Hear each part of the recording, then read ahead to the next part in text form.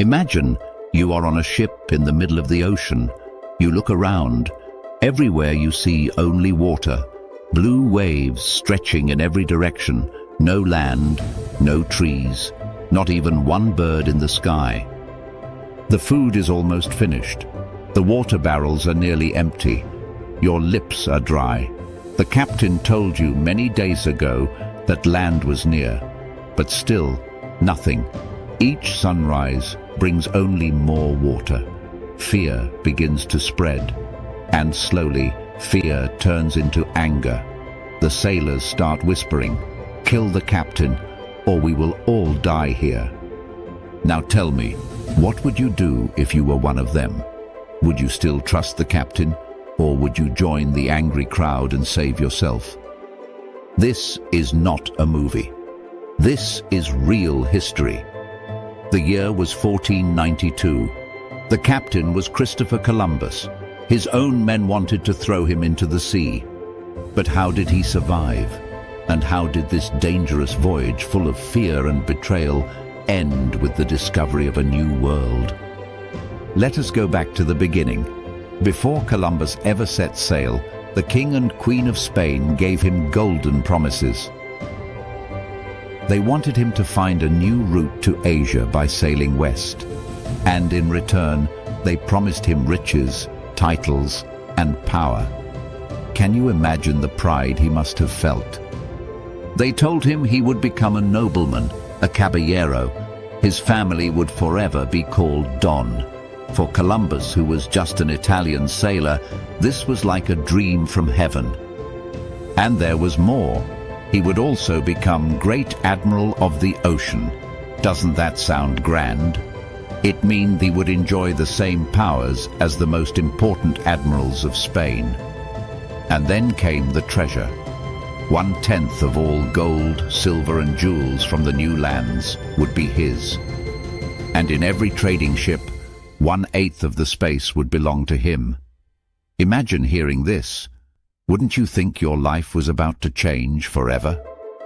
But wait, what about the men who would sail with him? The crown tempted them too. They announced that whoever first spotted land would receive a lifetime pension of 10,000 maravedis every year. In today's money, that would be about $1,500. For a poor sailor, that was like a miracle.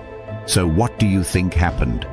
Every single man watched the horizon, eyes wide open, hoping to be the first. On paper, everything looked like glory. But reality was very different. Behind these golden promises stood Queen Isabella, who was very careful with money. She gave Columbus only 2 ships, and even those were not paid for from the royal treasury.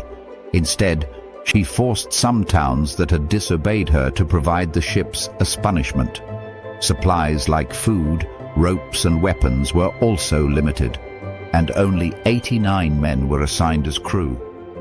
Now imagine this: 2 ships, less than 100 men, and a journey into the unknown.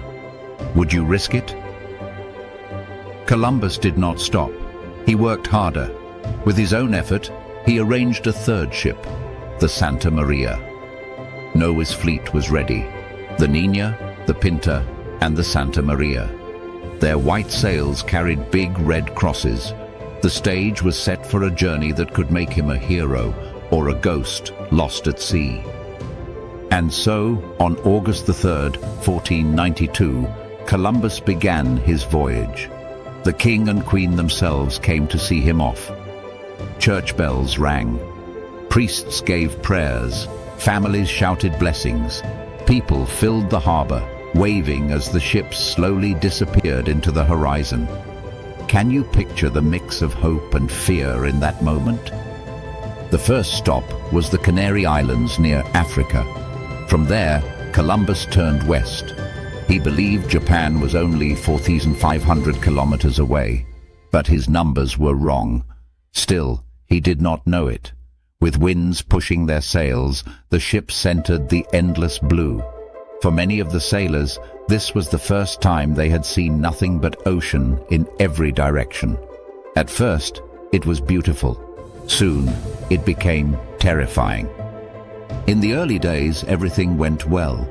The sea was calm, the winds were steady, the sailors laughed, sang songs, and shared stories at night.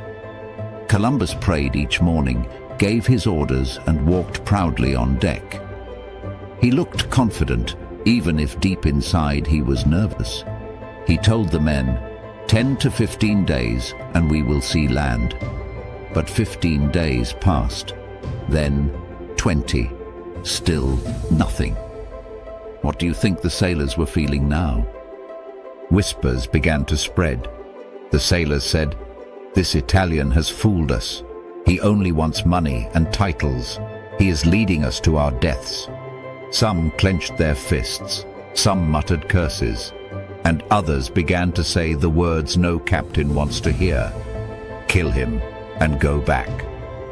Remember this, Columbus was Italian, but most of his men were Spaniards.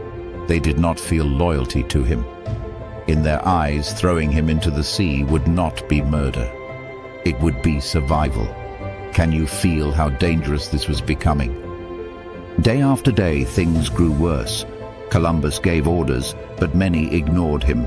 Some sailors mocked him, some threatened him. He tried to calm them with promises of gold. But tell me honestly, what is stronger when your stomach is empty? Treasure or food? What is stronger when death feels near? Glory or fear? The answer is clear. Hunger and fear. The men even began to see things that were not there. Just like thirsty men in the desert imagine water, the sailors thought they saw islands. They shouted with joy. They changed course, rowing hard. But after many miles, nothing. Only endless waves. Can you imagine the silence that followed? The ocean now felt like a giant prison with no doors. Then, on October 7th, something gave them new hope. A sailor heard birds. Soon, flocks filled the sky, flying west. Birds meant land must be near. The sailors shouted with joy. Some cried with relief. For 2 days, they followed the birds. Every face turned west with bright eyes. But after 2 long days, no land appeared. The cries of the birds grew weaker, then vanished into silence. Once again, only endless sea. Can you imagine the crushing disappointment? Now picture the faces of the men, their eyes red from sleepless nights, their lips dry from thirst, their hands shaking from hunger, and then their anger exploded. They surrounded Columbus and shouted, "Turn back now, or we will kill you." If you were Columbus, what would you do? For 5 weeks, he had controlled them with promises. But now, his life was hanging by a thread. Desperate, he begged for mercy. "Give me 3 more days. If no land appears, I swear we will return." His voice was trembling. The men stared at him with hard eyes. 3 days, just 3 days. That was his last chance. Every sunrise became heavier, every sunset darker. What do you think the men were thinking as those 3 days passed? Columbus pushed the ships harder than ever. The sails stretched full with wind. He hardly slept. He walked the decks, pacing like a man haunted. He stared at the horizon until his eyes burned. On the night of October 11th, around 10 p.m., he thought he saw a flickering light in the distance. His heart raced. He called his men, but no one else saw it. Some laughed. Some said it was only his imagination. Was he seeing hope or only madness? But 4 hours later, at 2 a.m. on October 12th, the miracle came. From the mast of the Pinta, a sailor shouted the words they all dreamed of. "Tierra, tierra, land, land." Can you imagine the sound of that cry? The sailors rushed to the deck. A sandy island shone in the moonlight. The Pinta fired its cannon. After 36 long, fearful days, they had reached land, the new world. But wait, what about the reward? The sailor who saw land first should have won it. The men expected cheers for him. But Columbus claimed it for himself.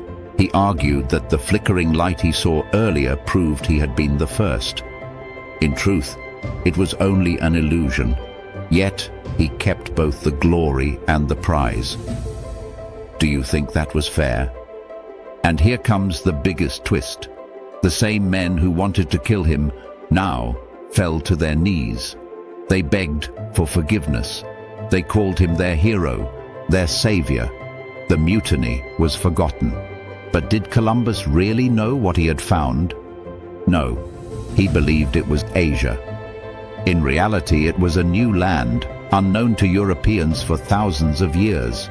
That mistake would change history forever. So think about it. A man who almost died at the hands of his own crew returned home as a celebrated hero.